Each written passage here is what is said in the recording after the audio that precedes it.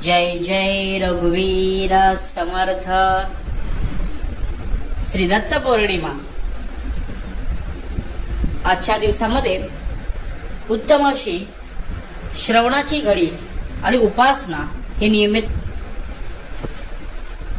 आज एक गोष्ट जाणली पाहिजे की उपासनेमध्ये सर्व काही आहे।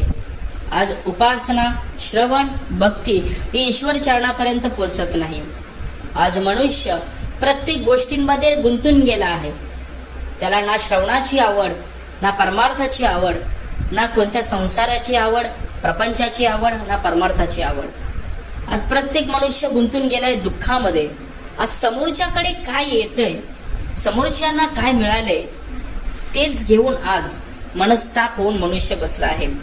आज समोरच्या माणसाने गाडी घेतली तर आज त्याच्यामध्ये रजोगुणाची प्राप्ती होते आणि तो पूर्णपणे खचून जातोय।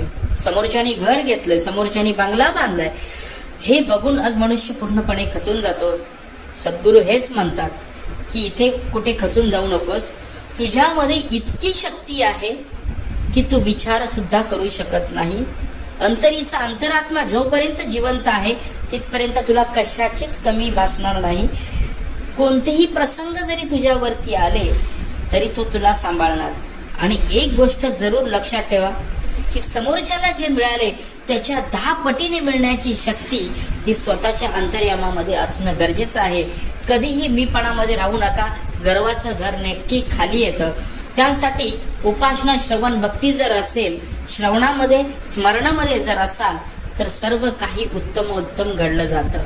प्रसंगाला सामोरे जाणं आहेच, फक्त करता करविता तोच पाहिजे। यस, करता करविता जर उत्तम असेल तर सर्व काही नक्की मिळेल। येथे पाहिजे जातीचे येड्या गबाळाचे काम नव्हे, हेच पाहण्यासाठी त्या तिन्ही लोकातून ब्रह्मा, विष्णू, महेश यांचे जे स्थान आहे ते आपल्या पुढे नेहमी असणं गरजेचं आहे। ज्यावेळी प्रत्येक प्रसंग जेव्हा उभा राहतो त्यावेळी प्रत्येक प्रसंगासाठी त्या ईश्वराचं स्मरण करणं खूप गरजेचं आहे। कोणीही वाचवायला येणार नाही। नातेवाईकातले लोक 2 दिवस, मित्र 2 दिवस, पण तो अनंत काळीचा अंतरात्मा आयुष्यभर आपल्या सोबत असतो। त्यासाठी त्याला शरण गेलं पाहिजे। कोणत्याही गोष्टीचा मीपणा कधीच करू नका। जन्म हा काही क्षणाचा अवधी आहे। आज जन्माला आलेलो आहे, एक दिवस जाणार आहे, पण त्यामध्ये कुठेही मीपणा कधीही करू नका। समर्थ एकच म्हणतात, कारण यासाठी केला होता अट्टास, यासाठी केला होता अट्टास, जे करणं आहे ते आत्ताच करणं आहे। कारण हे जे मिळाले आहे या कलियुगामध्ये या श्री परब्रह्म श्री दत्तांना आपण साकडे घालून प्रयत्नशील पूर्ण ब्रह्म त्यासाठी प्रयत्न केले पाहिजेत। उपासना, श्रवण हे घडलंच पाहिजे। कधीही अंतर्यामामध्ये वाईट विचार सुद्धा येता कामा नये। ज्यावेळी वाईट विचार अंतर्यामामध्ये सुरुवात झाली खरे समजायचं की हा खूप मोठा त्रास आपल्या अंतर्यामामध्ये सुरू होतोय। त्यासाठी ही श्रवण भक्ती खूप श्रेष्ठ आहे।